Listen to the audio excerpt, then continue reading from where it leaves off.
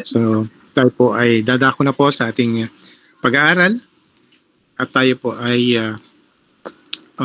mag-dwell sa presence ng God sa pamagitan ng pag-aaral ng uh, mga salita niya. So tayo po ngayon Amen. ay nasa Parasya 117 sa ating Torah portion po. And later po, kay Brother Luke po yung ating Haftarah portion sa Brit Kadosha portion. So atin pong pag-aaralan itong parasya na ito at marami po tayong matututunan dito po sa ating pong portion na to.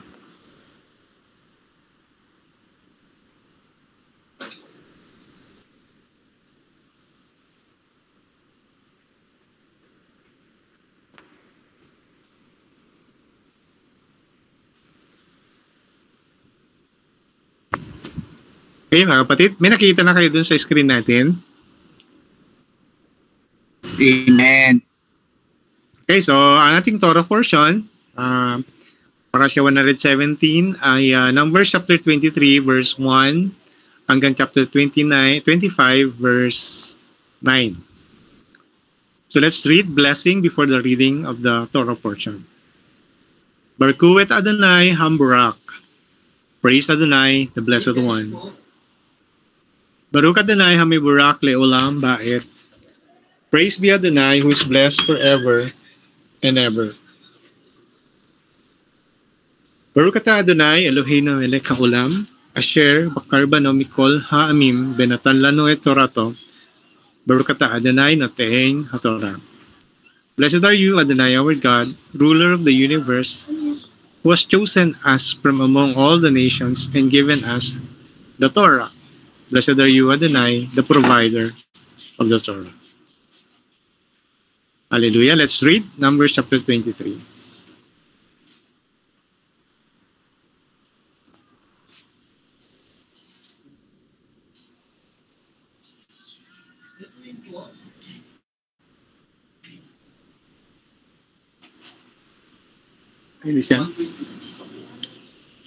Then Balaam said to Balak, build me 7 altars here and prepare for me here 7 bulls and 7 rams.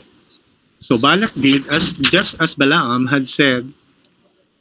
Balak and Balaam offered a bull and a ram on each altar. Balaam said to Balak, stay here beside your offering. I will go and perhaps Adonai will meet me. Whatever message he shows me, I will tell you. Then he went to a barren height. God met with Balaam and he said to him, I have prepared 7 altars, in which altar I offered a bull and a ram. Adonai put the message into Balaam's mouth and said, return to Balak and speak this. Balaam went back to him. Behold, he was standing beside his offering with all the princes of Moab. Then he uttered his oracle and said, from Aram Balak brought me, Moab kings, from the mountains of the east. Come, curse Jacob for me. Come, denounce Israel. How can I curse one whom God has not cursed? How can I denounce one whom Adonai has not denounced? From the rocky peaks I see him. From the heights I behold him. Look, he lives as a nation apart and does not consider himself as being like the other nations. Who can count Jacob's dust? Who can number a port of Israel? Let my soul die the death of the upright, and let my end be like this. Then Balak said to Balaam, what have you done to me? I brought you to curse my enemies, but look, you actually blessed them. But in response he said, must not I speak whatever Adonai puts into my mouth? Then Balak said to him, come now with me to another place where you can see a part of them only, not all of them. Curse them for me from there. So he took him to Lookout Field on top of Pisgah. He built 7 altars and offered bull and a ram on each altar. Stay here beside your offering, he said to Balak, while I am meeting over there. Adonai met Balaam there and put a message into his mouth and said, return to Balak and speak thus. So he went to him, and behold, he and the princess of Moab were standing beside his offering. Balak asked him, what did Adonai say? So he uttered his oracle and said, rise, Balak, hear me, son of Zippor.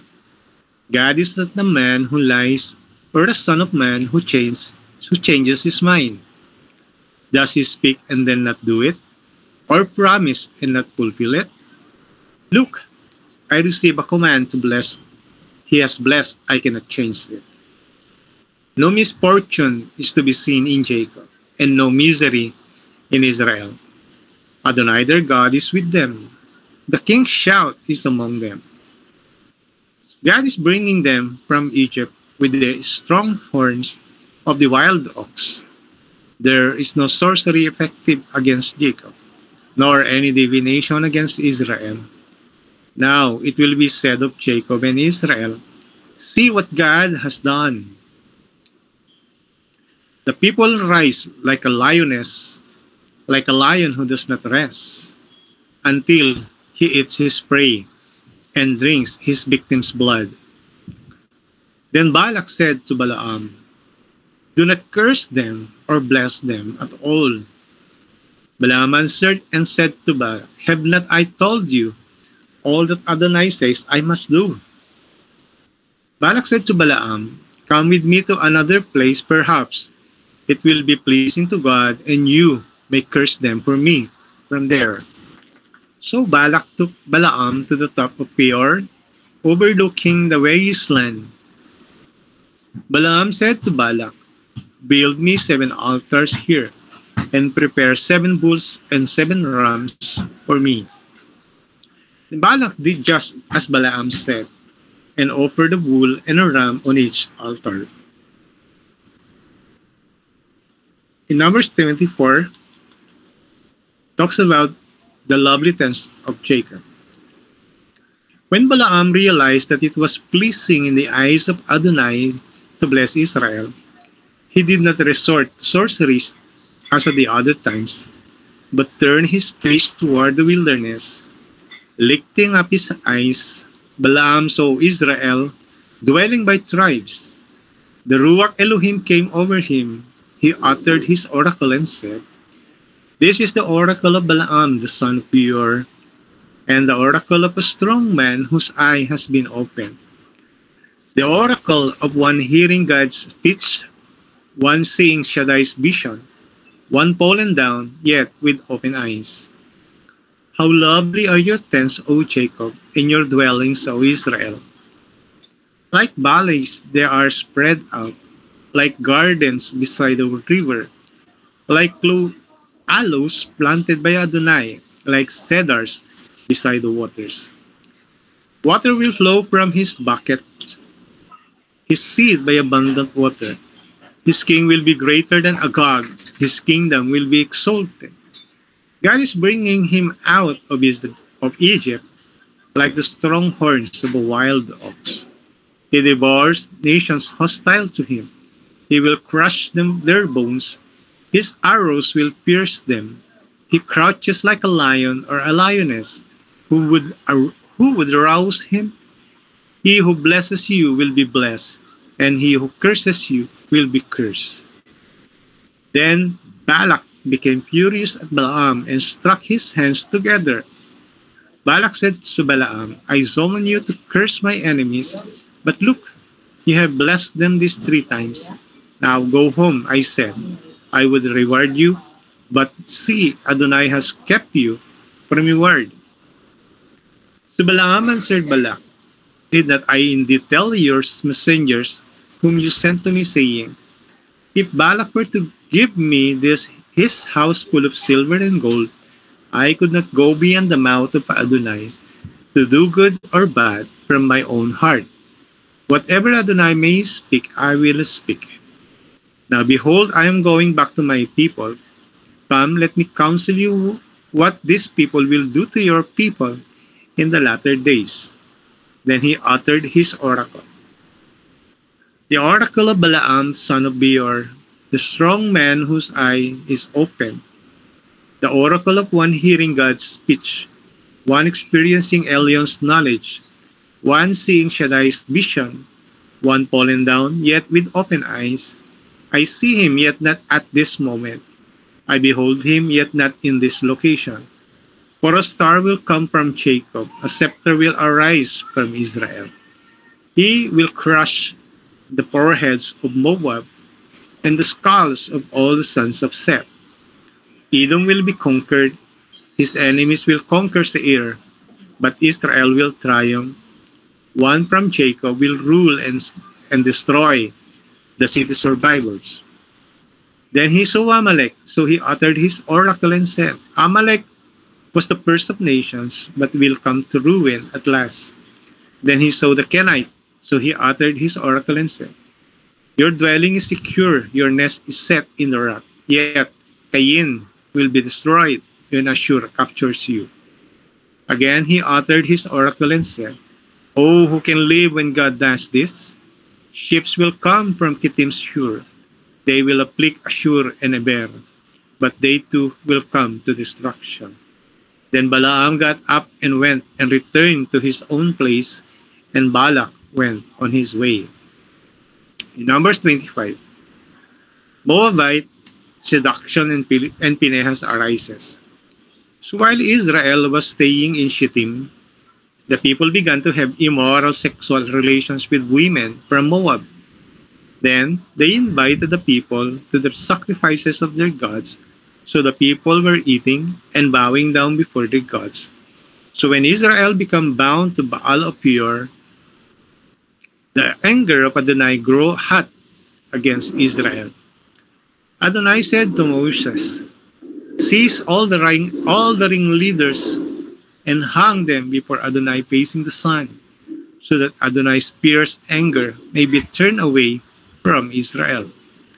So Moses said to the judges of Israel, Each of you kill your men who have been joining themselves to Baal of Peor. Then behold, a man from Bnei Israel came and brought a Midianite woman to his brothers before the eyes of Moses and of the whole assembly of Bnei Israel, while they were weeping at the entrance to the tent of meeting. So when Phinehas, the son of Eleazar, son of Aaron the Kohen, saw it, he arose from the midst of the assembly, took a spear in his hand, and went after the men of Israel into the tent, and pierced them through, both the Israelites' man and woman's belly. Then the plague among Bnei Israel was stopped. However, there are 24,000 were dead because of the plague. Hallelujah. Thank you, Lord. Let's read the blessing after the reading of the Torah portion.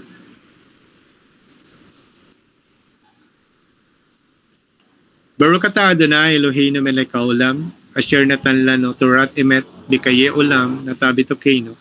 Baruch atah Adonai noteen haTorah. Blessed are you, Adonai, our God, ruler of the universe, who has given us the Torah of truth and implanted within us eternal life. Blessed are you, Adonai, the provider of the Torah. Lord, kami po ay nanalangin, Panginoon, at nagpapakumbaba sa inyong harapan. Panginoon, sa aming po pag-aaral, Panginoon, hiniling po namin ang inyong gabay. Hiniling po namin, Panginoon, ang banal na Espiritu, ang siyang mamuna sa amin, Panginoong Diyos, na ang lahat ng sasabihin ko, lahat ng aming sasabihin, lahat ng aming isipin, Panginoon, ay kayo, Panginoon, ang manguna. Lord, maraming salamat po sa pagkakataon na ito.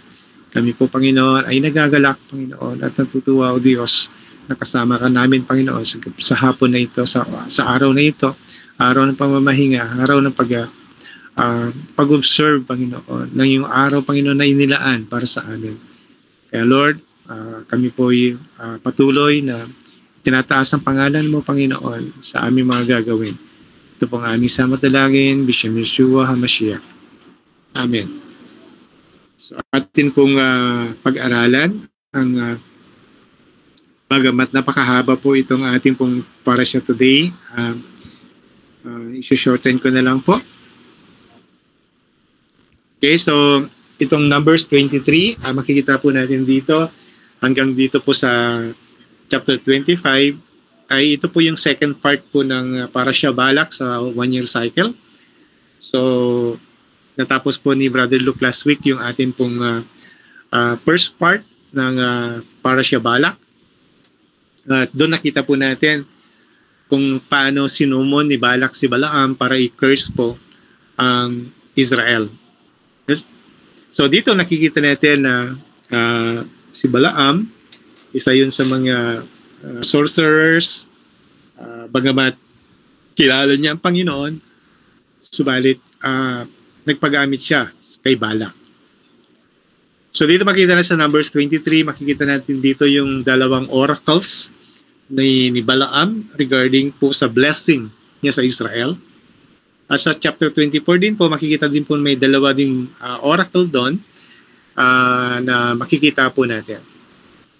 And sa chapter 25 po, unfortunately, ay magkakaroon po ng malaking kasalanan ang Israel, okay, doon sa ating pong portion ng chapter 25.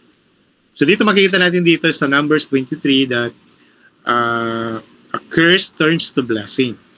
So the very purpose ni Balak kung bakit niya tinawag si Balaam is to curse the people of Israel while they are traveling in the wilderness. Palapit po sa kanilang boundary. So when Balaam met in person with Balak, he told the king that he had no power to speak anything except the message God gave to him to speak. Yung sinabi niya sa Numbers 22:38, sabi niya, "Look, I have come to you now." Balaam said to Balak, "Can I just say anything? I must speak only the message which God puts into my mouth." So sinabi niya na anuman ang mensahe na pinilagay ng Diyos sa aking bibig, ay ito po yung aking sasalitain. Okay? So dito makikita natin na ito yung very purpose na instead of cursing ay puro blessing ang lalabas. So furthermore, God gave Balak a prophetic message through Balaam in which Israel was blessed. So dito, yung instead na i-curse ni Balaam yung the people of or the nation of Israel, ay minarapat ng Panginoon na ilagay ang blessing sa bibig ni Balaam. So matatagpuan po natin sa chapter 23 verse 7 to 10. Ito po yung first oracle ni Balaam sa mga people of Israel. Amen? So kung ikaw yung nagsugo kay Balaam at in-expect mo na i-curse niya yung mga enemies mo, and yet, okay, ay i-bless niya. So dito makikita natin mamaya kung ano talaga yung response ni Balak sa ganitong sitwasyon. So basahin po natin yung first oracle po ni Balaam. Sabi niya, "Then he uttered his oracle and said, From Aram, Balak brought me, Moab's king from the mountains of the east. Come, curse Jacob for me. Come, denounce Israel. How can I curse one whom God has not cursed? How can I denounce one whom Adonai has not denounced? From the rocky peaks I see him. From the heights behold him. Look, he lives as a nation apart and does not consider himself as being like the other nations. Who can count Jacob's dust? Who can number a port of Israel? Let my soul die the death of the upright, and let my end be like that." So dito makikita natin mga kapatid na ipinakita ni Balak ang people of Israel, the whole nation, yung lahat-lahat sila. Pinakita niya habang sila ay nasa tuktok ng one of the mountains na sinasakupan ni Moab. At doon ipinakita niya kay Balaam ang kabuuan ng people, ang nation of Israel. That's why gusto niya na buong-buo niyang i-curse ni Balaam ang bayan ng Israel habang nasa wilderness po sila. Pero iba po ang lumabas sa bibig po ni Balaam. Sabi niya, the purpose of Balak is to curse the people of Israel. Yun ang sabi niya kay Balaam. But Balaam, sabi niya, how can I curse one whom God has not cursed? Paano ko ika-curse ang isang bayan o isang nation na blines ni Adonai? And how can I denounce one whom Adonai has not denounced? So para bang itong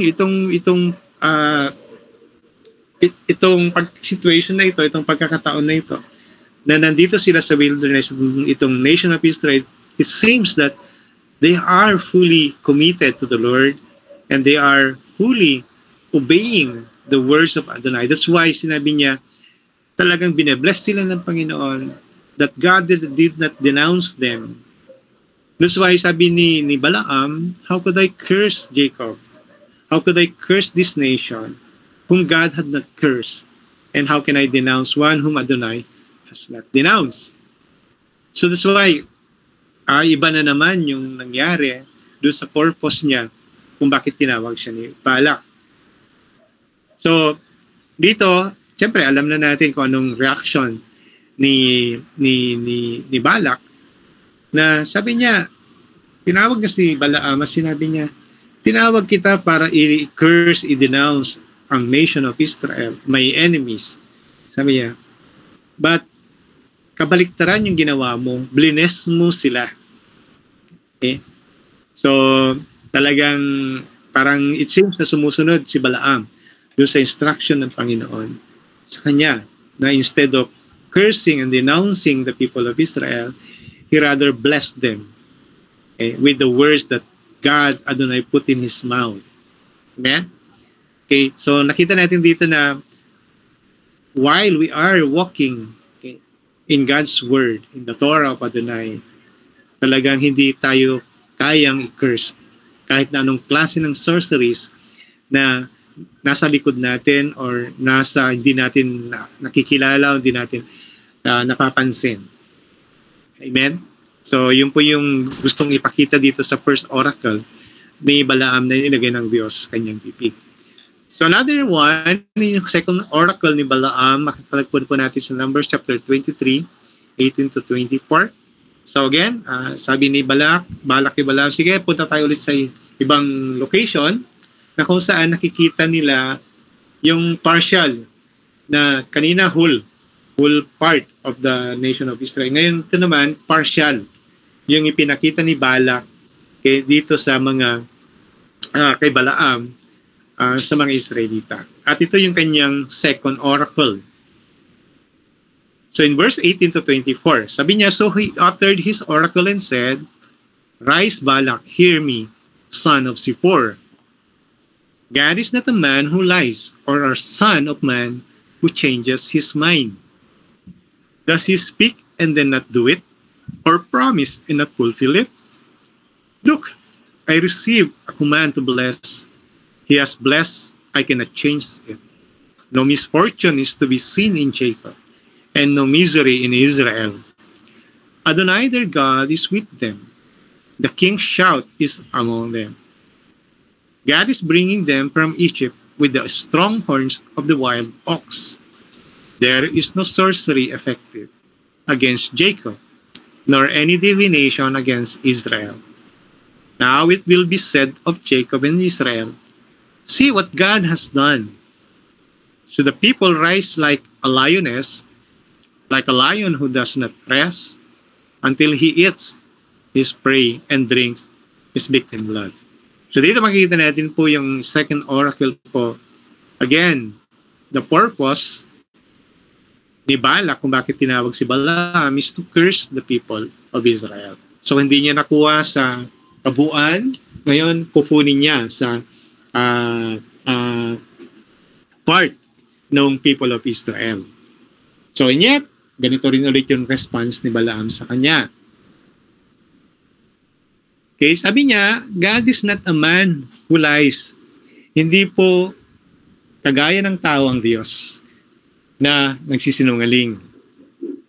na hindi po kagaya ng isang tao na pabago-bago ang isip.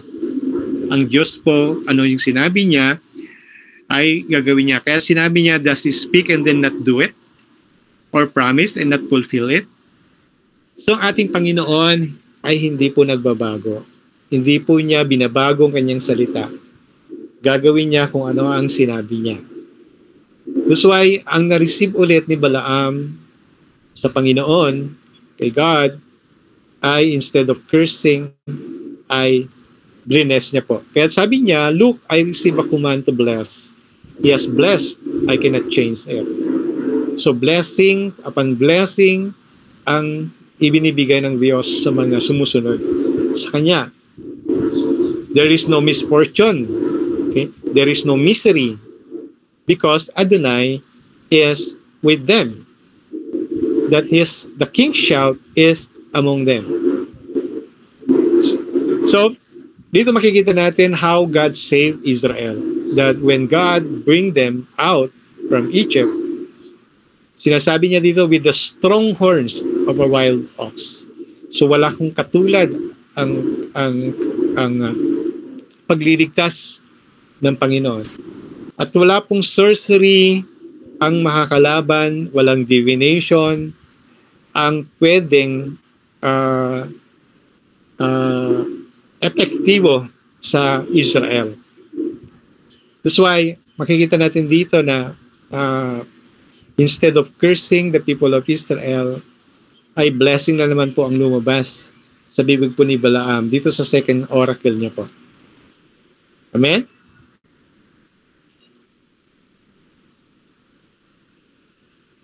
So dito makikita natin dito na nakita ni Balak na instead of cursing ay blessing po ang lumabas sa bibig po ni Balaam. That's why sinabi ni Balak, he finally resigns himself to the fact that Balaam will not curse Israel. He tells him to at least refrain from blessing them. So sabi ni Balaam, sabi niya, you neither curse them at all nor bless them at all. So wag mo silang i-bless at wag mo silang i-curse at wag mo din silang i-bless. So parang neutral si Balaam. Okay? So yun, hindi makuha sa pangkalahatan, hindi makuha sa part. At dito makikita niya na talagang kumbinsido ng si Balaam na ang Diyos ay pinagpapala ang Israel. That's why ito na naman ang suggestion ni Balak. Wag mo silang i-curse, kundi wag mo rin silang i-bless. So, how could we, sa ating panahon po mga kapatid sa ngayon, okay, that some people, ito yung stance natin na even in the church, habang tayo po ay napupunta sa mga ibang churches, makikita natin yung stance ng church. Kung binebless ba nila ang Israel o kanilang bang kinakurse. So, sadly, ngayon, sa panahon natin ngayon, ganito po yung nangyayari. Ganito yung suggestion ni Balak ay nangyayari po sa lahat sa mga churches, karamihan sa mga churches sa panahon natin. So they know enough to realize that they had better not to be cursing God's people. Siyempre, alam nila yung pangako ng Diyos kay Abraham. Those who curse you, I will curse. Those who bless you, I will bless. So hindi nila kina-curse ang Israel. So, but they did not want also to go far as to actively bless Israel either. So, hindi naman nila kina-curse, pero hindi naman nila bine-bless. So, nasa neutral sila. Yung stance nila with respect to Israel is nasa neutral. So, that's why, ang gagawin na lang nila is, wala na silang sasabihin. They don't even pray for Israel. So they don't even curse or they don't even bless Israel. Okay? So ganun po yung stance po. So, and yet, this one is not also good, di ba? Kasi hindi mo siya bine-bless, hindi mo siya kina-curse. So wala kang pakialam. So you don't care about Israel. So sa karamihan po sa mga churches po ay ganun po yung mga stance nila. Okay? So, pero tayo po, we are standing with Israel. We are not cursing Israel, but we bless Israel. We are praying for Israel, and we know what happening in Israel. At ito po ay atin pong pinagpe-pray yung. Sabi nga, pray for the peace of Israel, and may they prosper those who love thee. So dito makita natin dito na hindi nila pinagpe-pray ang Jerusalem. Okay? So what do you expect? May God bless, may the Lord God command the blessing to those who are not praying for Israel. And also they are not cursing Israel. Amen? So, yun po yung nakikita na po natin na with respect to this oracle ni Balaam. Okay? So let's go to Numbers 24. It talks about the lovely tents of Jacob. So when Balaam, however, realized that it pleased the Lord to bless Israel. So na-realize niya ni Balaam na talagang gustong-gusto ng Diyos na i-bless ang kanyang bayang Israel. According to Numbers 24 verse 1. Moreover, when he looked out over the Israelites, the Spirit of God came upon him, according to Numbers chapter 24 verse 2. So, it seems that Balaam is also obeying the words of Adonai. That's why the Spirit of God, the Spirit of Elohim, rests upon him. And he uttered this third oracle of Balaam na matatagpuan po sa Numbers chapter 24 verse 3 to 9. Let's read the oracle of Balaam. This is the third oracle of Balaam. He uttered his oracle and said, "This is the oracle of Balaam, son of Beor, and the oracle of a strong man whose eye has been opened, the oracle of one hearing God's speech, one seeing Shaddai's vision, one fallen down yet with open eyes." Sabi niya, "How lovely are your tents, O Jacob, and your dwellings, O Israel. Like valleys they are spread out, like gardens beside a river, like aloes planted by Adonai, like cedars beside the waters. Water will flow from his buckets, his seed by abundant water. His king will be greater than Agag, his kingdom will be exalted. God is bringing him out of Egypt, like the strong horns of a wild ox. He devours nations hostile. He will crush their bones. His arrows will pierce them. He crouches like a lion or a lioness. Who would rouse him? He who blesses you will be blessed, and he who curses you will be cursed." So here we want to bless or to please the Lord. That's why it pleases the Lord when we bless the nation of Israel. That's why nakita po ni Balaam na the Lord pleases to bless the people of Israel. That's why he pronounced this oracle once again, a third time, at it is really a blessing for Israel. So who among us does not want to please the Lord and be filled with His Spirit?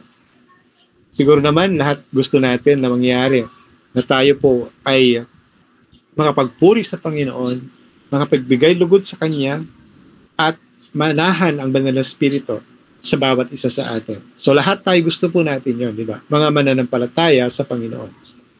So perhaps we need to get down of that fence and ask, how can I bless Israel? So dito makikita natin na it is God's will na lahat po ng mga mananampalataya ay i-bless ang Israel. Paano natin i-bless ang Israel? Okay? We can pray for Israel. We can one of the things kung bakit may Gentiles is para magselo sila sa atin, gawin natin kung anong pinapagawa ng Diyos sa atin by doing His Torah, by obeying His Torah, okay?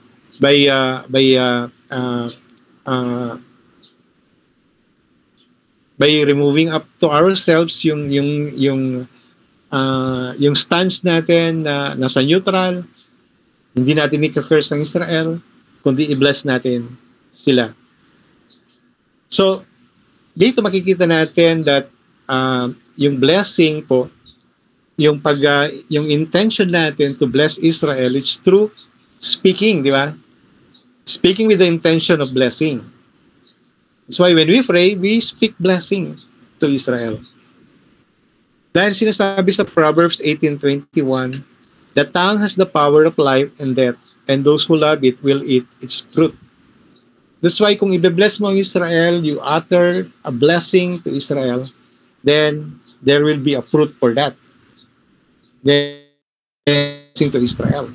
And it will be a blessing also for us.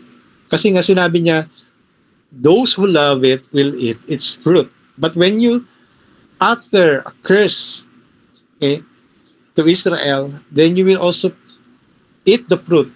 A curse also will be upon you. Kasi 'di ba yun ang sinabi ng Diyos. Those who curse you, I will curse. And those who bless you, I will bless.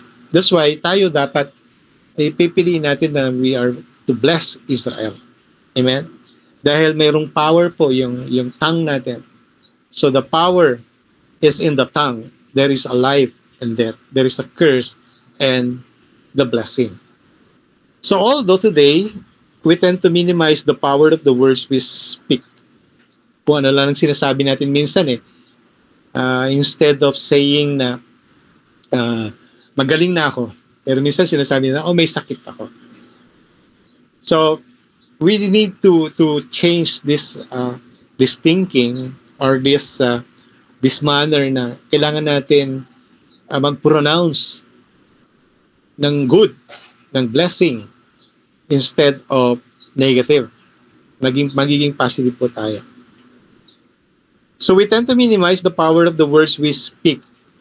During the time of Moses and Balaam, the entire ancient world believed in the very real power of blessings and curses. That's why, si Balak, alam niya yun In the ancient time, talagang alam nila na merong blessing at cursing. That's why tinawag niya si Balaam to curse the nation of Israel. So in fact, the Tanakh or the Hebrew Bible clearly says that the tongue has the power of life and death. Yun ang sinasabi natin kanina, binasa natin. Now it is the power of the tongue to curse and to bless. So this is why the patriarchal blessing was so significant in ancient days, and why even today we must be careful to speak blessing and not cursing over our loved ones, especially our children. So, may mga times mga kapatid, even in my life, may mga situations na mga nakaraan that I instead of blessing my children, ay may mga curse po na lumalabas sa bibig namin noon. That's why siguro ito yung mga nagmamanifest din talaga na it's true na talagang kung anong sinabi mo, yun ang nangyayari. That's why we should learn from this at patuloy po tayo na iwasan na magbanggit anuman yung mga negative with our loved ones, with our friends, with our lalo na sa ating mga anak. Because our words are so powerful. Okay? There's a power in our tongue. There's a power in our words. So when the Israelites complained in the wilderness and said that surely they were going to die in the wilderness. So ito yung sinabi niya, mamamatay kami dito sa wilderness. Instead of saying, pupunta kami sa promised land. Because they are speaking through fear rather than faith. So in their situation, wala po silang pananampalataya sa Panginoon. Natatakot sila sa Panginoon. Okay? Na may mangyayari sa kanila. That's why, ito yung response sa kanila ng Panginoon. Okay, you'll have what you have done, what you have said. Kung anong sinabi niyo, sige, ito yung mangyayari sa inyo. So that's why, our words are so powerful. The tongue, okay, there is a power in our tongue and speaks about blessing and cursing. So remember, God brought the universe into existence to speaking. Diba? Through His Word, okay, nagkaroon ng light. Through His Word, nagkaroon ng heaven and earth. Nagkaroon ng land, ng sea, ng trees, ng vegetables, okay? Nagkaroon ng tao, nagkaroon ng mga hayop sa pamamagitan ng kanyang mga salita. Kahit tayo nag-exist tayo because of the word of God. So, and since we are created in the image of God, our words also have the power to create and shape reality. Amen. So that's why, wag nawa tayo ay mag-create ng chaos, wag tayo mag-create ng cursing, wag tayo mag-create ng rip, okay, ng division, kundi dapat mag-create tayo according to the good purposes of God. When He created the heavens and the earth, okay, it is good for Him.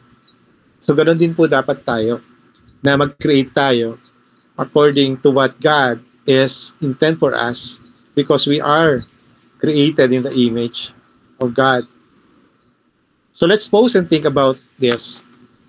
So imagine if your life was the sum total of the things that you are, that you or other people have spoken, or your children's lives. Paano kung tayo po ay resulta na kung ano po yung sinabi sa atin? So, how about if we were absolutely certain that this was the case?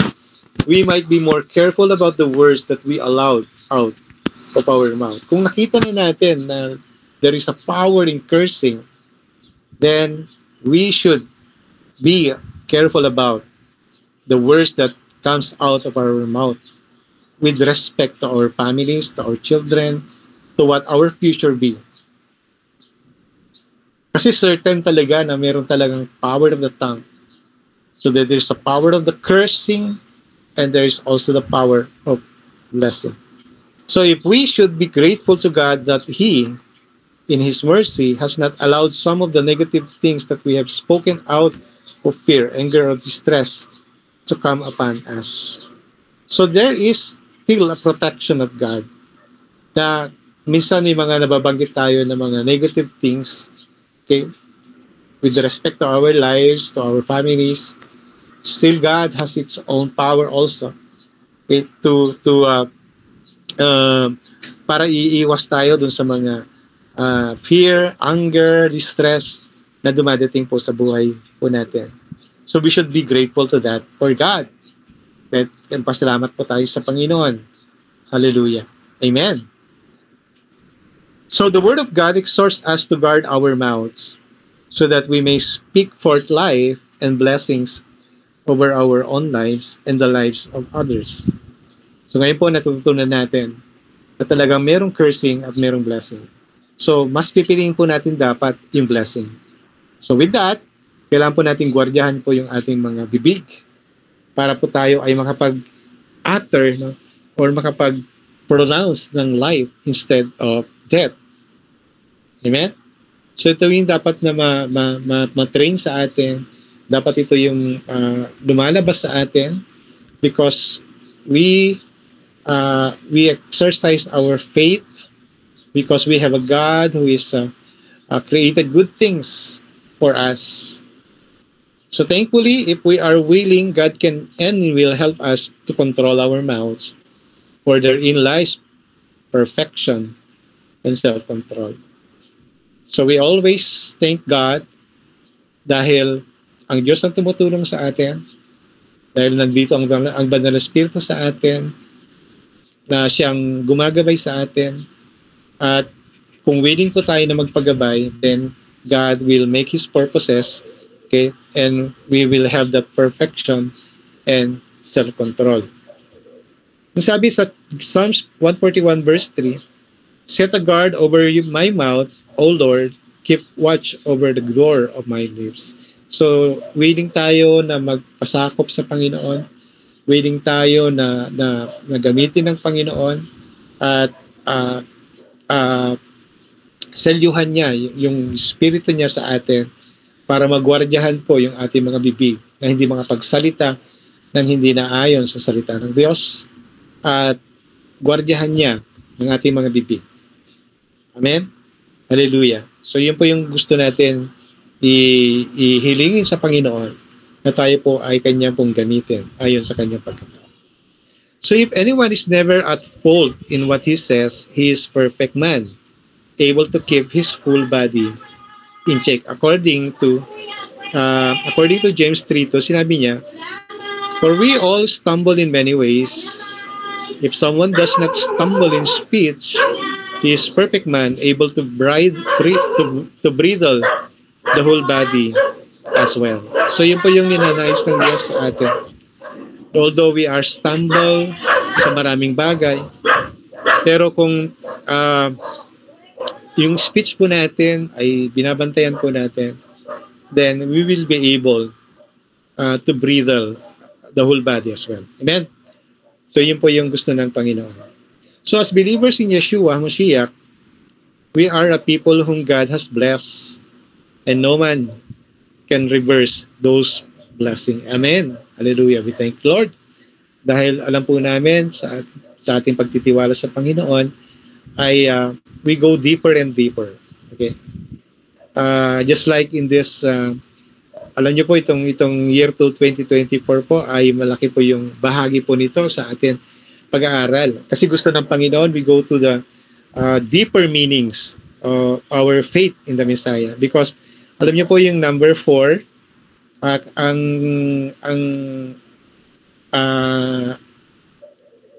number 4 po sa Hebrew alphabet po is Dalet.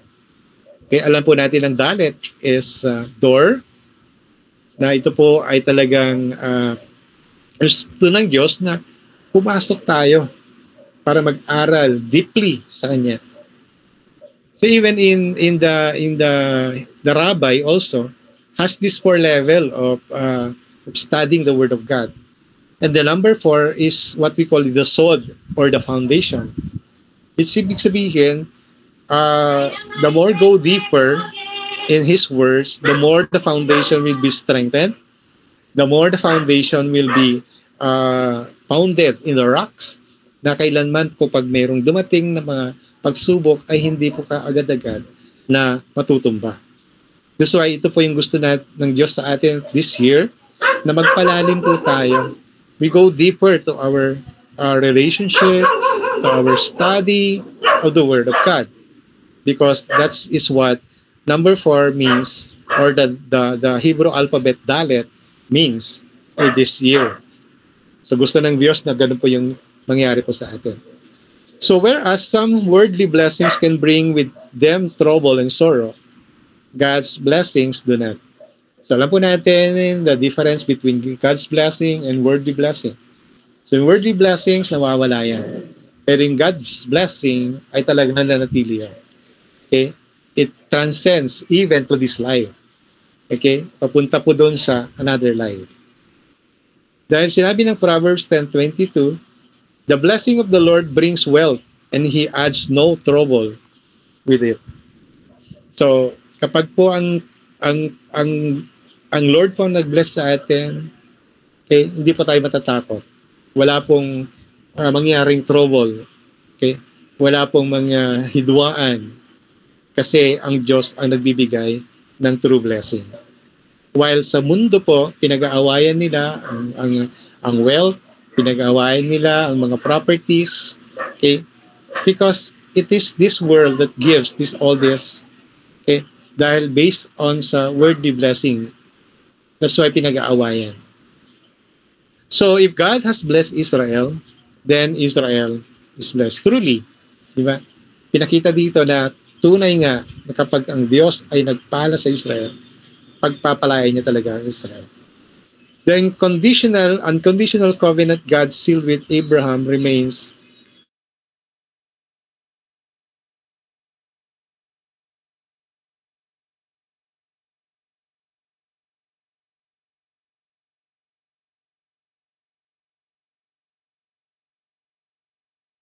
the Lord. He will going to keep us. He will going to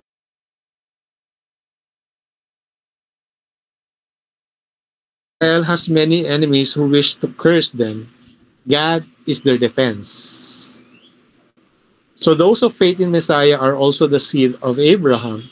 Whether they are a Jew or Gentile, they are blessed through Messiah, Yeshua. So kung paano may apply natin ito sa ating buhay, we are not Israelite, that we are not the Jewish people. Okay? And we know that God blessed the people of Israel, the Jewish people, the Israelites, because they are uh, walking according to the statutes of the Lord. But how about for us? We are Gentiles. Are we part of it?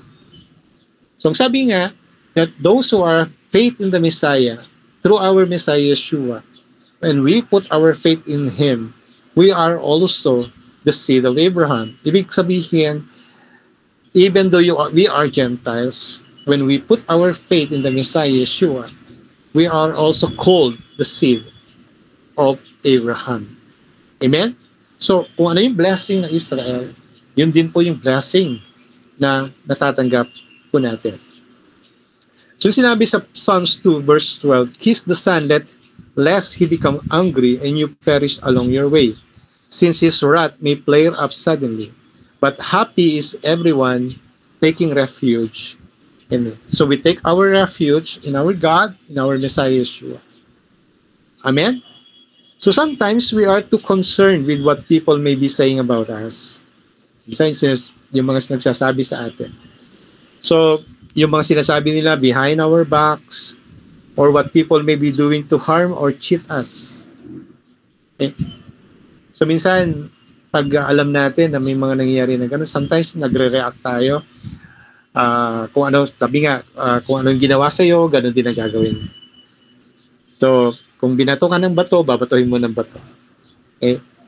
So, kakaiba po sa principle ng Panginoon, kapag binato mo yung kaaway, huwag bumato ng kaaway mo sa'yo ng bato, sabi ng Diyos is, batuhin mo sila ng tinapay. Okay? So, we return blessing with that curse na ibinabato sa atin. So, but our confidence should remain unshaken, knowing that He loves and cares for us, and that an undeserved curse will not come to rest upon us. Kung nandun po sa atin po yung confidence natin, our faith and confidence, at hindi po yun natitinag, hindi na shaken, okay, alam po natin that His love, His cares is upon us. At mananatili po yon. Sabi nga sa 26:2, like a fluttering sparrow or a flying swallow, so an undeserved curse does not land to us. Amen. Hindi po mga papangyari po. Yung mga curses, yung mga hurt sa atin because God has blessed us. So what is to be our response to those who do curse us? Yeshua told us to bless those who curse us and despitefully use us or unjustly treat us. Ito po yung response po natin. Instead of cursing them, we should bless them. We should bless those who curse us and despitefully use us.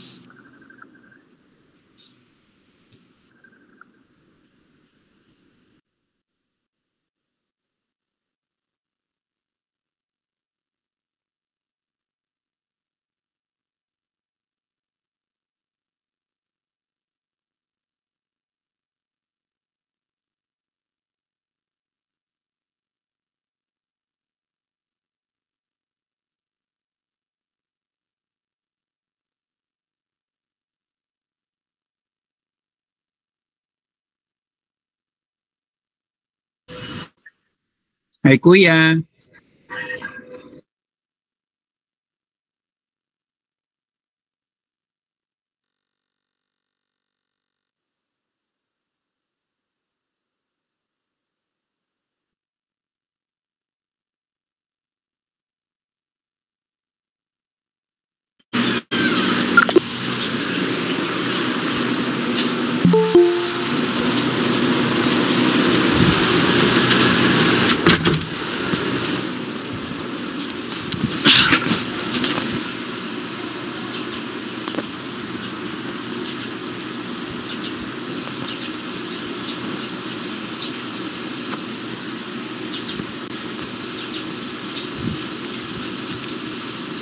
Sorry mga kapatid. Narinig niyo na ako? Yes po. Yes po, yes. Yes po. Okay, tumawag lang kasi si Dandan eh. Nasa review center, may pinapakuha lang. Okay, so punta na tayo sa last portion. Tingnan natin po yung Numbers chapter 24 verse 15 to 24, yung fourth oracle ni Balaam. Basahin po natin. Then he uttered his oracle, the oracle of Balaam son of Beor, the strong man, whose eye is open. The oracle of one hearing God's speech, one experiencing Elion's knowledge, one seeing Shaddai's vision, one fallen down yet with open eyes. I see him yet not at this moment. I behold him yet not in this location. For a star will come from Jacob, a scepter will arise from Israel. He will crush the foreheads of Moab and the skulls of all the sons of Seth. Edom will be conquered, his enemies will conquer Seir, but Israel will triumph. One from Jacob will rule and destroy the cities' survivors. Then he saw Amalek, so he uttered his oracle and said, Amalek was the first of nations, but will come to ruin at last. Then he saw the Kenite, so he uttered his oracle and said, Your dwelling is secure, your nest is set in the rock, yet Cain will be destroyed when Ashur captures you. Again he uttered his oracle and said, Who can live when God does this? Ships will come from Kittim's shore. They will afflict Ashur and Ever, but they too will come to destruction. So dito makikita natin dito yung prophecy of a scepter and a star dito sa parasya na ito. So alam po natin kung ano po yung pinapatungkulan po ng star and a scepter. So sinabi po sa Numbers 24:17, a star will come out of Jacob, a scepter will rise out of Israel. So in Balaam's fourth message, he prophesies the coming of the Messiah King, which is no other than our Messiah, Yeshua.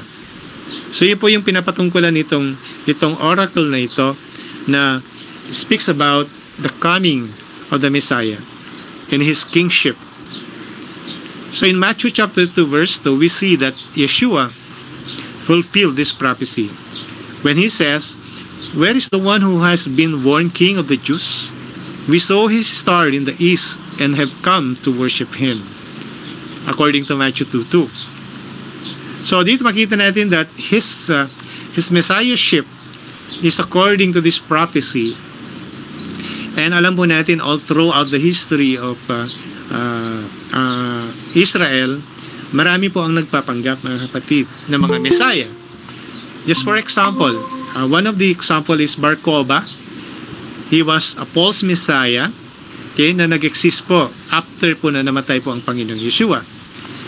Because Bar Kokhba was about 6 years after the destruction of the Second Temple in the First Jewish-Roman War. The name is Simon Bar Kokhba, led a revolt against the Roman Empire and re-established Israel as an independent state. It lasted 3 years. So, it seems na at first talagang nagtagumpay itong si Bar Kokhba para mag-rebel against the Roman Empire during that time. Sila po kasi yung nagro-rule, okay, worldly power during that time. At it seems na siya yung Messiah, but yung kanyang pag-rule ay nag-last in 3 years. So the leader of this Jewish war of independence was born Simon ben Kusiva. Ang tunay na pangalan niya is Simon ben Kusiva, but he changed his name to Bar Kokhba, which translates as the son of a star. Okay? Siya yung nagpangalan sa kanya. Iba yung pangalan niya, totoong pangalan niya, pero sinabi niya, I am Simon Bar Kokhba. So this name is an obvious reference to Balaam's star prophecy. In other words, he proclaimed himself the Messiah of Israel. So although he had many followers, he was proven to be a false Messiah when he was slain in 135 AD.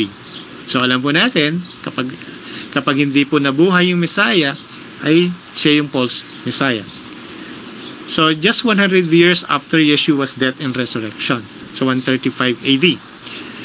So this war split those who followed Yeshua from the rest of the Jewish community. So nakita ng mga believers in the Messiah na hindi talaga siya yung Messiah.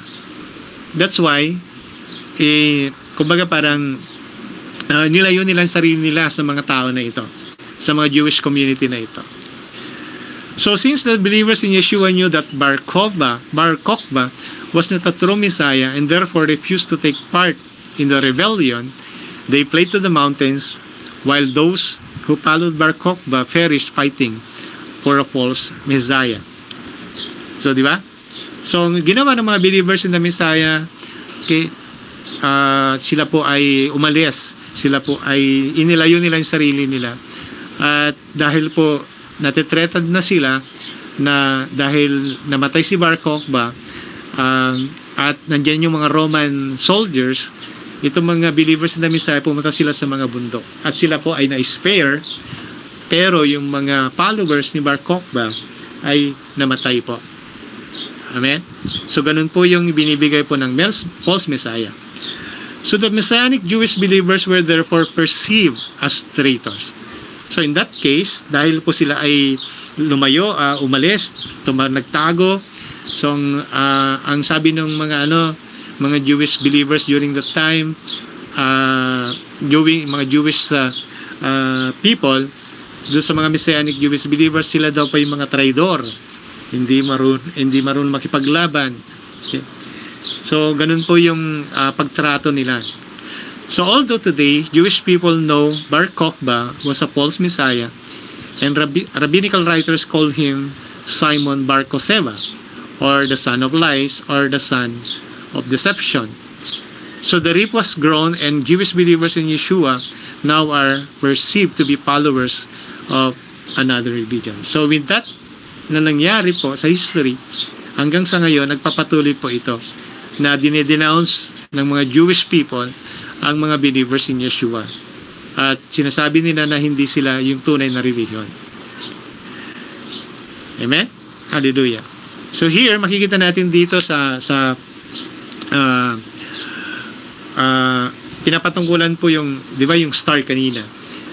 Ito naman ngayon yung scepter, which is the symbol of kingship of the Messiah. So sabi niya sa Genesis 49:10, the scepter will not depart from Judah, nor the ruler's staff from between his feet, until he comes to whom it belongs, and the obedience of the nation is his. According to Genesis 49:10, this is a blessing for Judah. So the second half of the star prophecy says that a scepter will rise out of Israel, echoing the prophecy found in Genesis 49:10. So both of these clearly refer to the Messiah, who has already come as the Lamb of God in order to die as an atonement for our sins, according to Isaiah 53, and will come again as the Lion of Judah to defeat the enemies of God in Israel, and to rule the nations with justice and righteousness. So Psalms 2 refers to this Messiah who will rule the nations as the Son. Sabi niya, "You are my Son. Today I have become your Father. Ask of me, and I will make the nations your inheritance, the ends of the earth your possession. You will rule them with an iron scepter. You will dust them to pieces like pottery."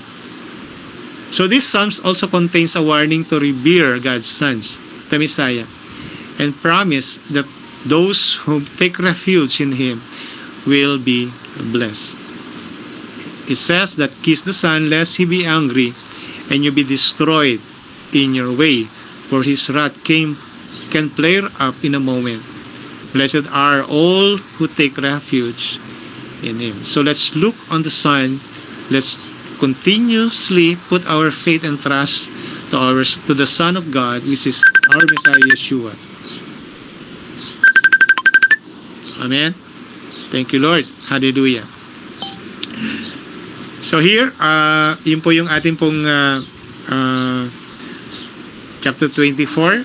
At nakita po din po natin yung how the Messiah will going to destroy, how Israel will going to destroy those enemies na yung mga yung mga Kenites, okay, yung mga Amalekites, okay, lahat ng mga enemies of Israel will be destroyed.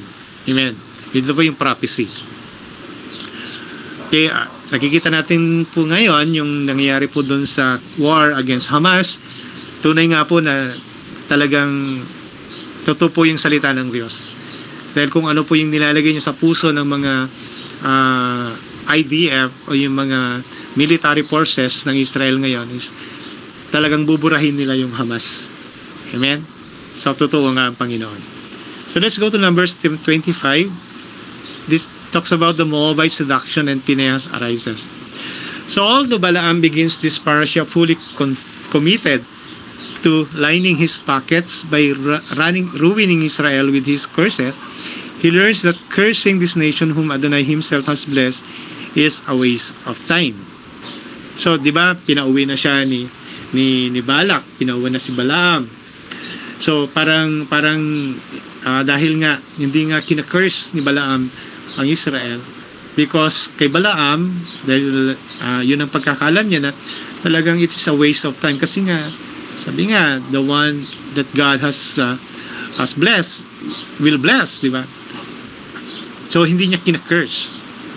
So, Balaam comes to understand that God has an unconditional plan for the Israelites. They could only be weakened if they are drawn away from the God of Israel into sin, according to Numbers 31 verse 16 and Revelations 2:14. So indeed, in Numbers 25, when the Israelites become entangled with Moabite women and are drawn into idol worship, 24,000 of them die in a plague. So dito makikita natin, mga kapatid, na hindi ma-curse. No such thing as cursing is effective sa people of Israel while they are in the wilderness, or while they are in obedience to the Torah. But when the Israelites, okay, dito nag-entangle na sila, nag-idolatry na sila, nag-adultery na sila, ito na yon, they drawn away from the Torah. That's why dito na ngayon magkakaroon ng consequence. That's why yung ginawa po nila na pagtalikod sa Torah ng Panginoon ay nag-commit po ng nagkaroon po ng kamatayan, na 24,000 of them ang namatay during that time. So, though Balaam was a self-proclaimed worshipper of the one true God, Adonai, he was in fact a self-serving polytheist sorcerer who, despite having a revelation of God's will for his purpose, was more interested in his own will being done than God's will. So it seems na parang sumusunod siya sa Panginoon hanggang sa may na-proclaim niya yung fourth oracle niya, pero meron po siyang in-advise kay Balaam. That's why hindi man niya na-curse ang Israel, pero may siyang pinopose para ma-curse ang Israel. So he was prepared to use witchcraft to achieve those ends, revealing that his heart was far from God. Ganun po si Balaam. So God's words prohibits only kind of sorcery. Any kind of sorcery, magic, and witchcraft are strictly forbidden for his people. As it is written, let no one be found among you who sacrifices their son or daughter in the fire, who practices divination or sorcery, interprets omens, engaged in witchcraft. Ito po yung paalala ng Panginoon. That's why it seems na dito po sa last portion po natin ay nagtagumpay po si Balak sa pamamagitan po ng advice po ni Balaam. So God nevertheless uses this man to pronounce his blessings over Israel in the presence of Israel's enemy and to deliver a beautiful messianic prophecy.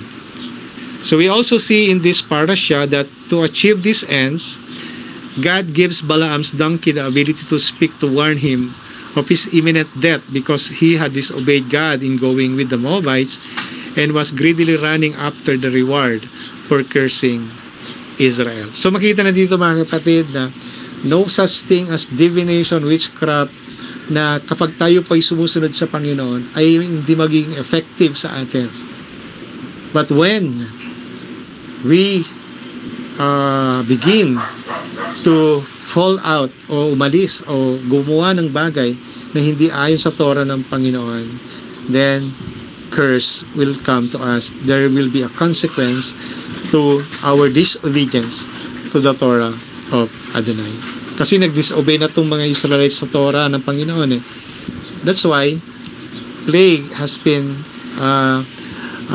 pronounced to them at mayroon nga namatay na 24,000. So ito po yung lesson po natin for today mga kapatid.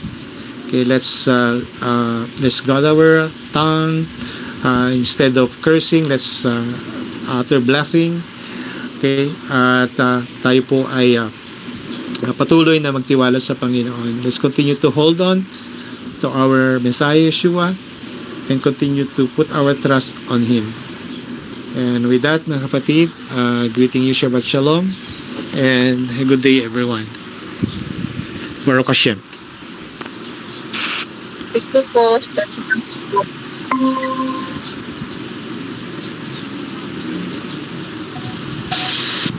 Amen, mga kapatid. Kayo po ako ba'y narinig, mga kapatid? Opo. Opo, narinig pa.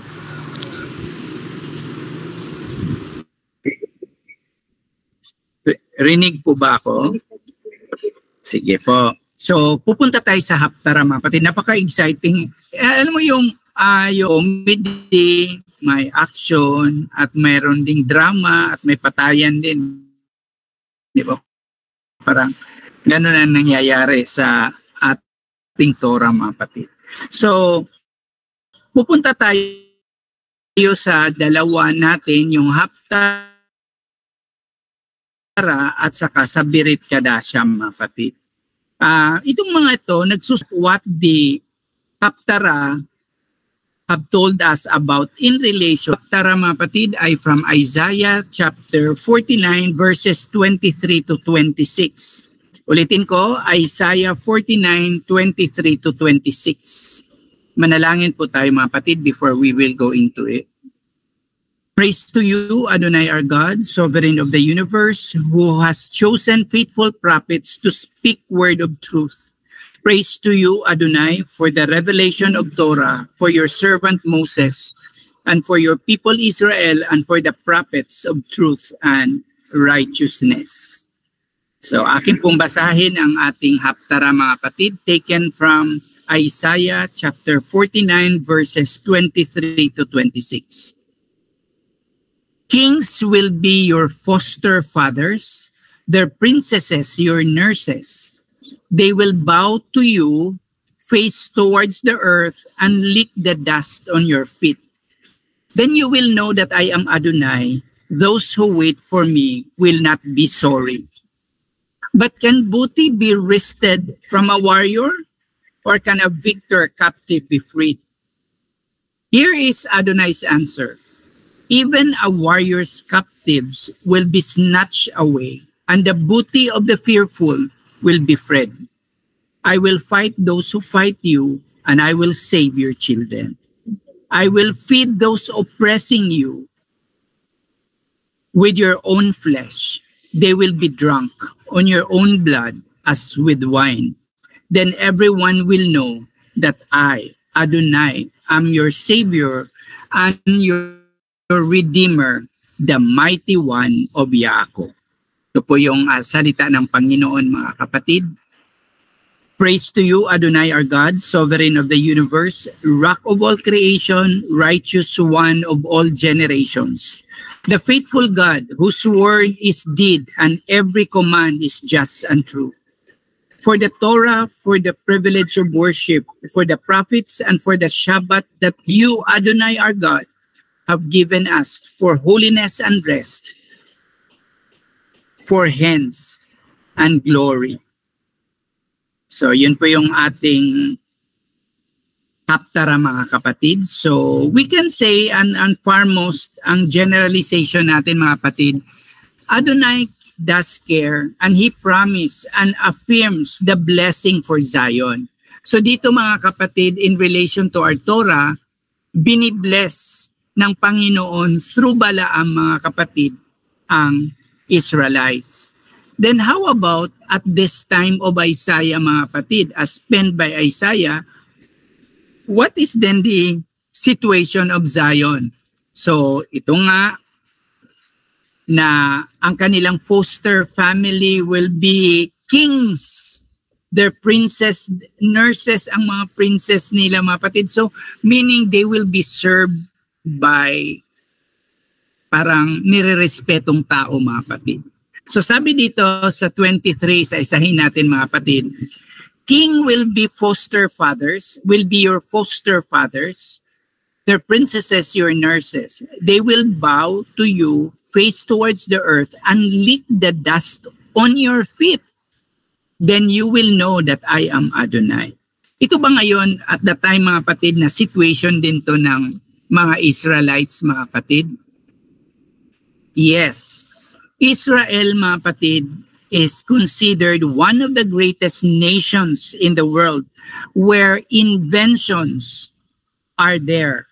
So, lahat ng mga tao, mga kapatid, even superpower natin ngayon, mga kapatid, or probably Egypt, mga kapatid, at that time, or sino mang country noon, mga kapatid, or na napaka matayog, mga kapatid, they respected Israel because God gave them, diba, the intellect, the knowledge, at doon talaga binigyan sila, mga kapatid, na nirerespeto sila ng mga tao sa buong mundo, mga kapatid. Even the example, Bill Gates. Si Bill Gates or sino man yan, si Warren Buffett man yan, mga kapatid, kung sino man yung makilala. O Elon Musk, mga kapatid, of course, pupunta siya sa Israel dahil they go for technology. So, nire-respeto. Kaya itong word na ito, mga kapatid, the future of Israel as spoken by Isaiah, mga kapatid, is really true.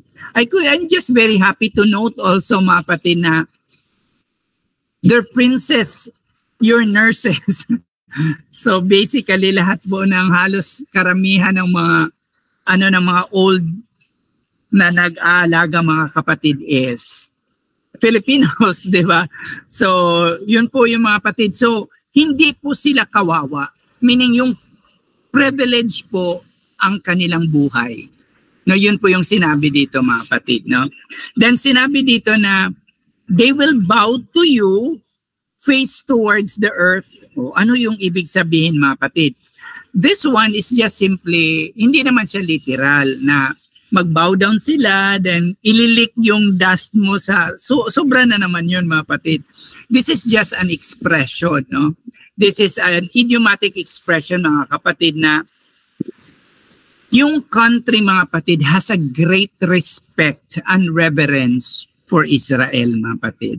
Then sabi dito, then you will know that I am Adonai. Kaya nga, mga kapatid, kung makita natin, yes, diverse ang Israel, mga kapatid, pero karamihan pa rin sa kanila, mga kapatid, grabe ang tiwala nila sa Torah, grabe ang tiwala nila sa Diyos ni Abraham, mga kapatid. So hindi mo sila malilinlang ng mag-o-offer ka ng ibang Diyos-Diyosan, mga kapatid, agad. Why? Because they are witnesses of what the Lord says. Kaya sabi dito, nangyari ba yan? Yes, nangyari po. Then I know, then you know that Yeshua or Adonai is our God. Then sinabi sa 24, mga kapatid, but can booty be wrestled from a warrior? Can a victor captives be freed? Okay, ito dalawang questions po dito, mga kapatid, no? We're looking at the Babylonian Empire, mga kapatid, no? Na nag-carried sa Israel. So Babylon, the mighty empire, has taken Zion captive.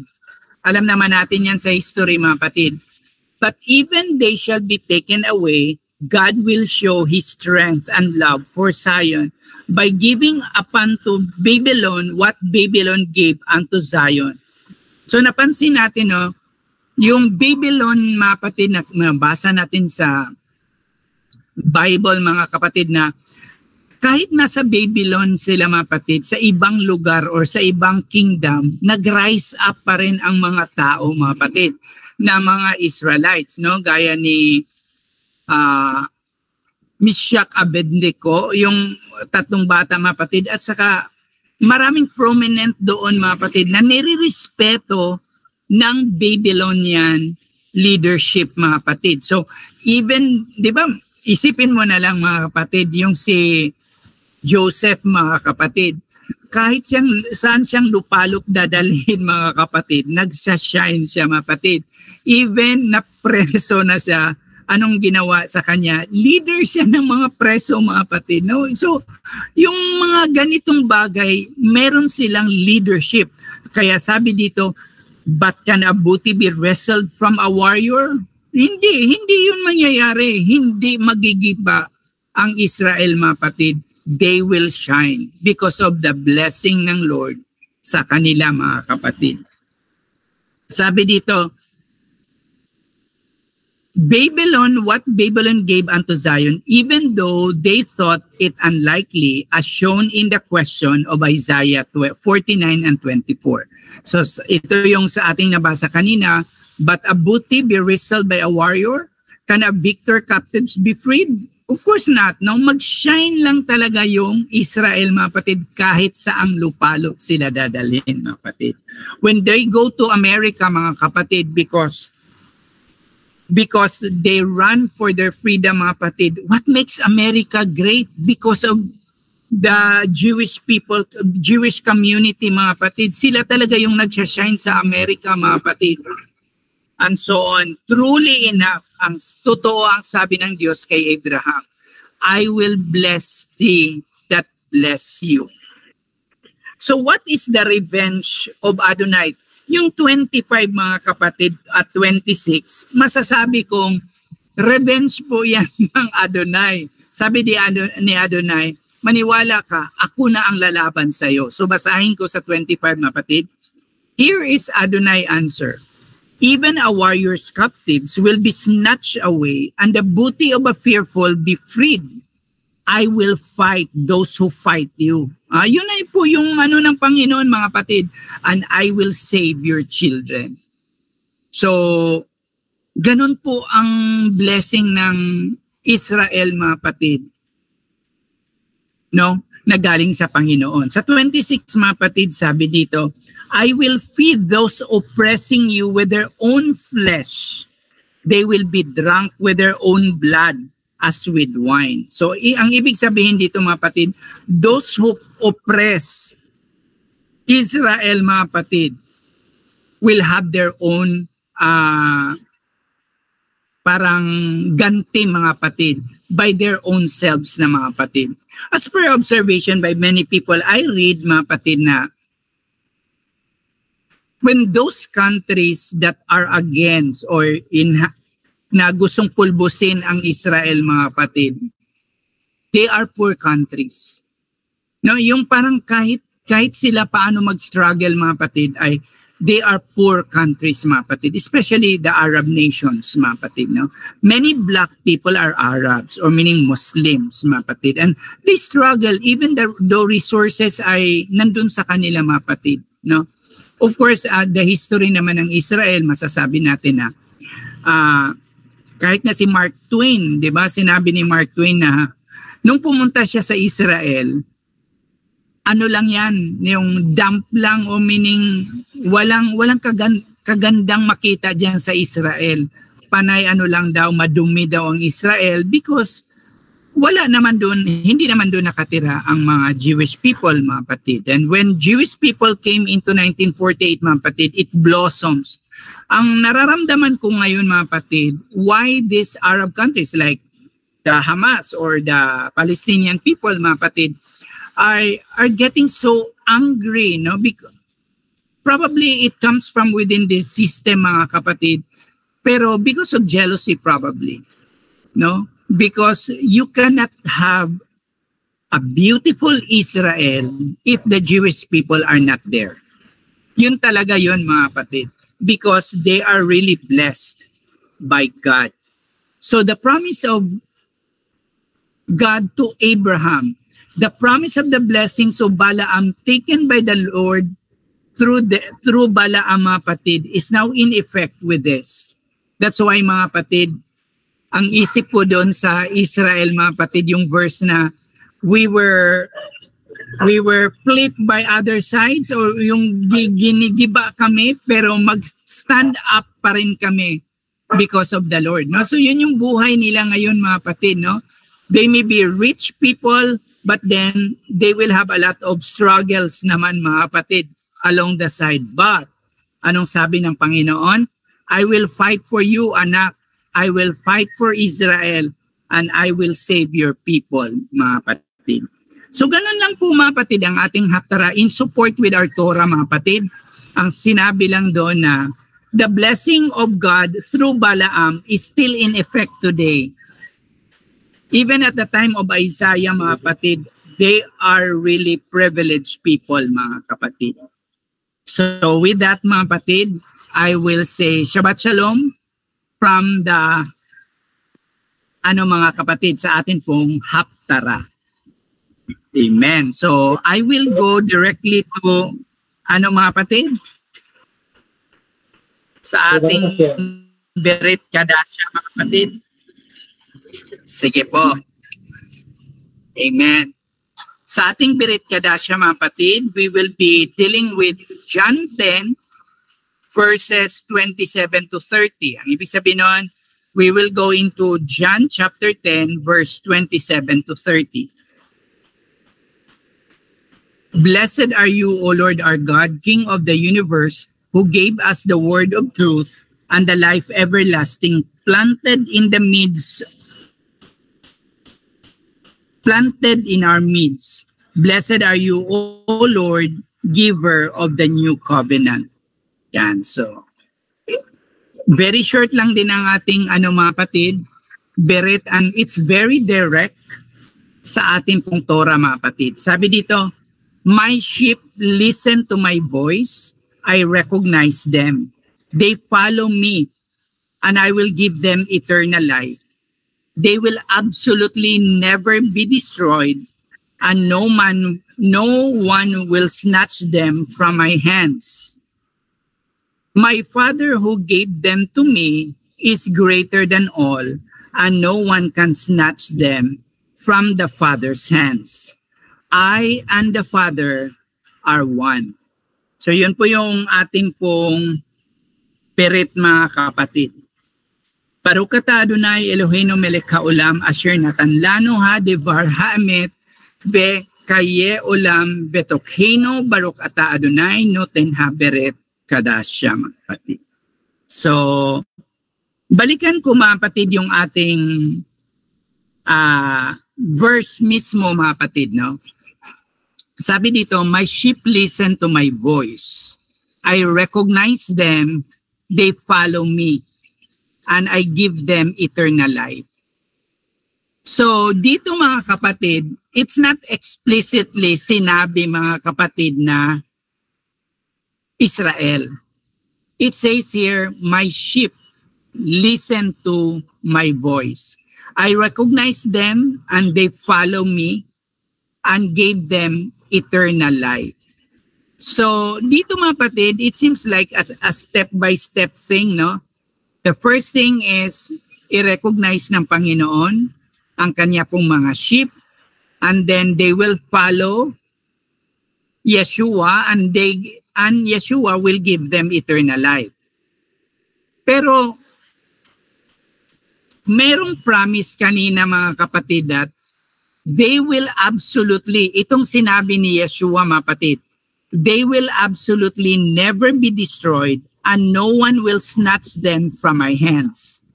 Pero sinabi ni Yeshua sa 29, my Father who gave them to me is greater than all, and no one can snatch them the Father's hand. So, meaning dito talaga mga kapatid, nagpapakita na ang si Yeshua and the Father is one.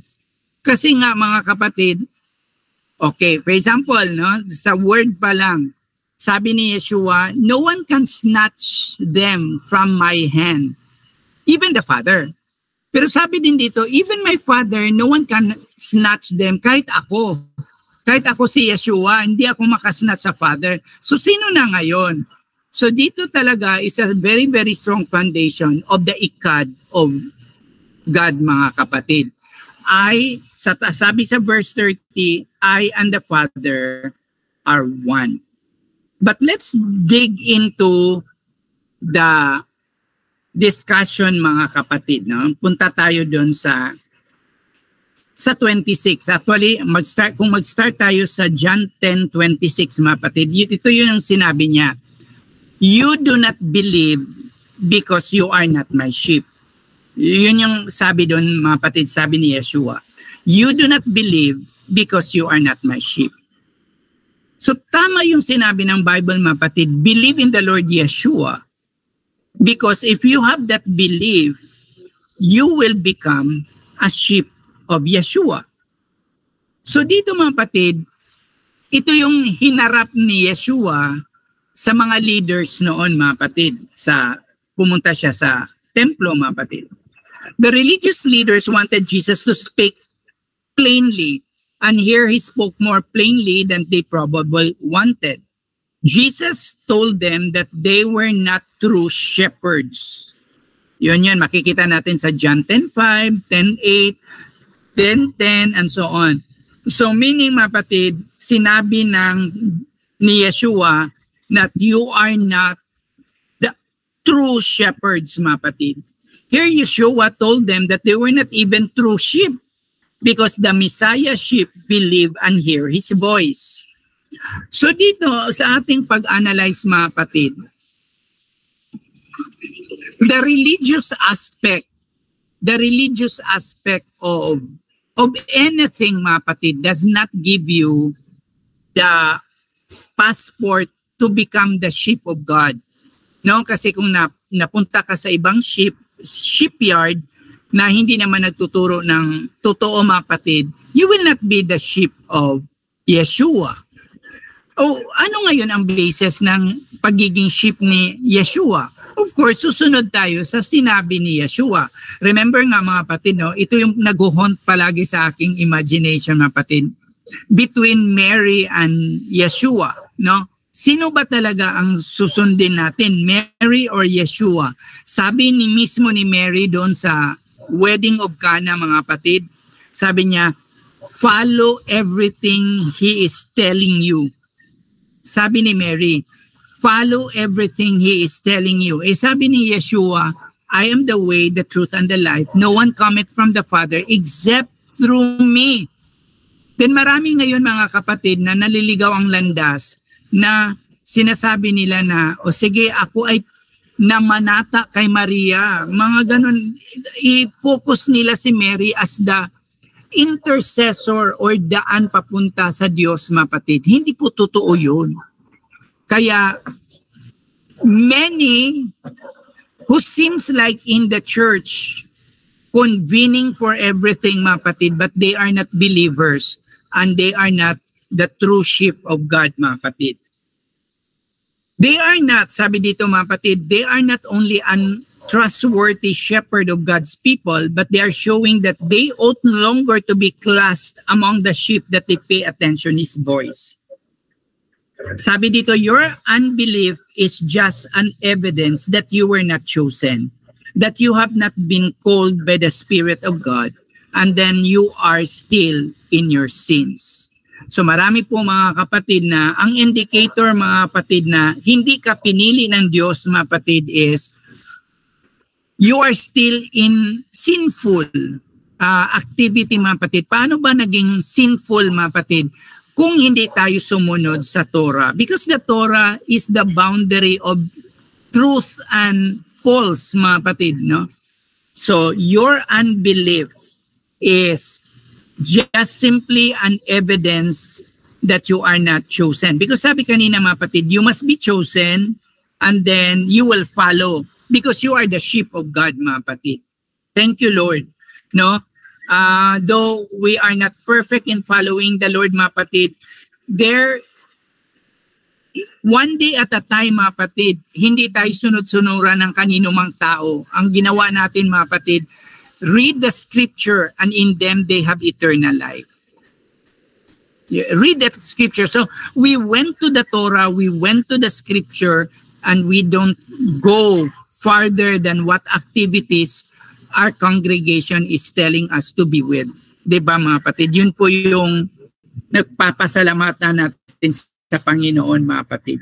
So again, you do not believe because you are not my sheep. So wag nating pilitin na mga kapatid, na you will be a sheep because you are not believing, mga kapatid, sabi ng Panginoon.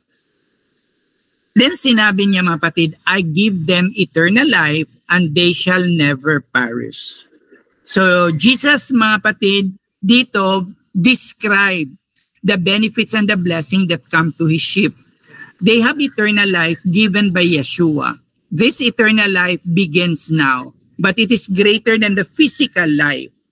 It is eternal life.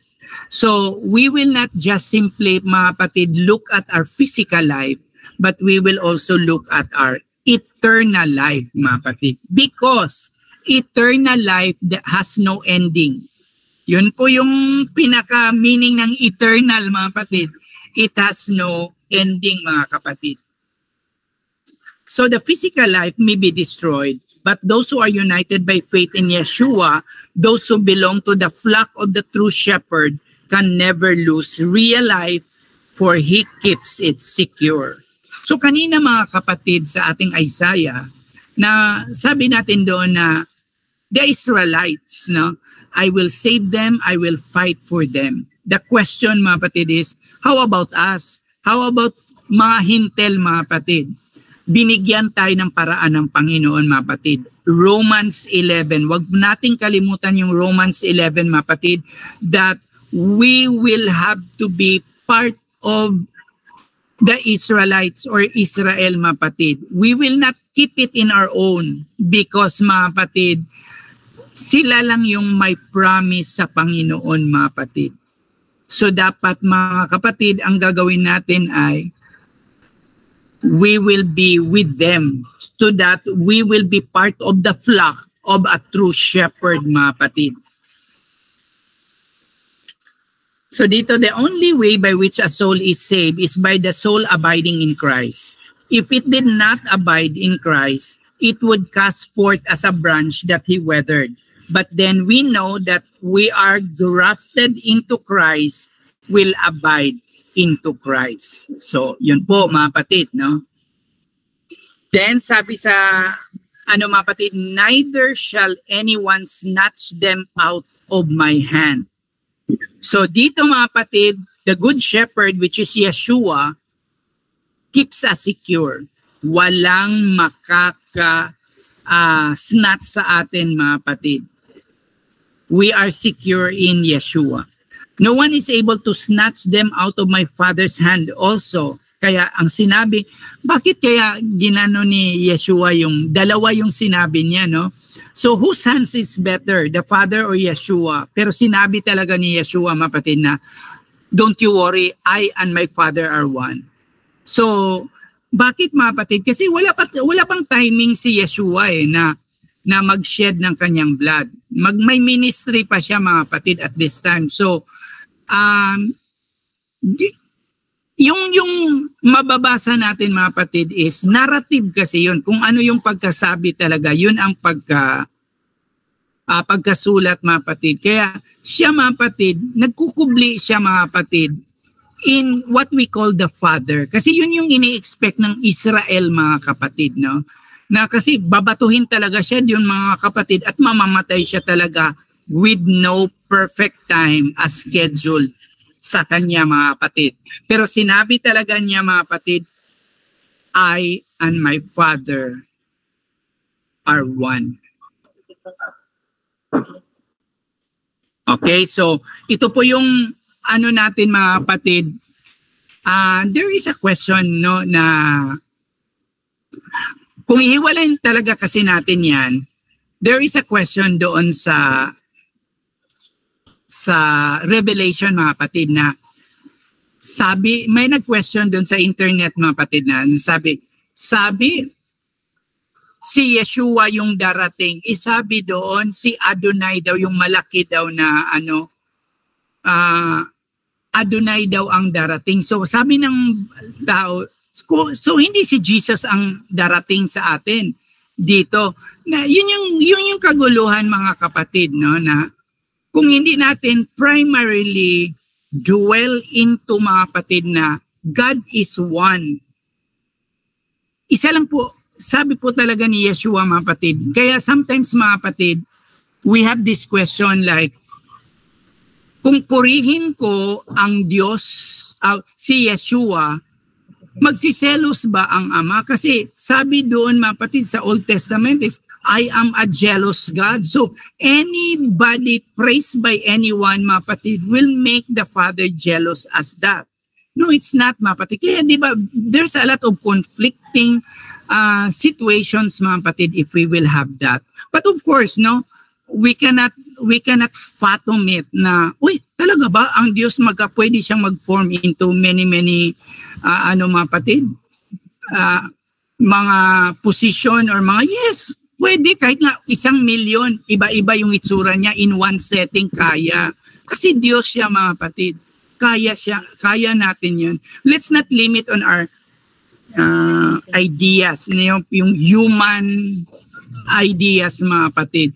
So, ito, ang masasabi ko lang dito sa ating birit, mga kapatid, nawa confidence na tayo. May confidence tayo, mga kapatid, na si Yeshua ang ating hinihintay. Yeshua alone is enough because He is a true God, mga kapatid. So with that, thank you po for our Berit Kadasha, mga kapatid. Dito po magtatapos lang. Thank you.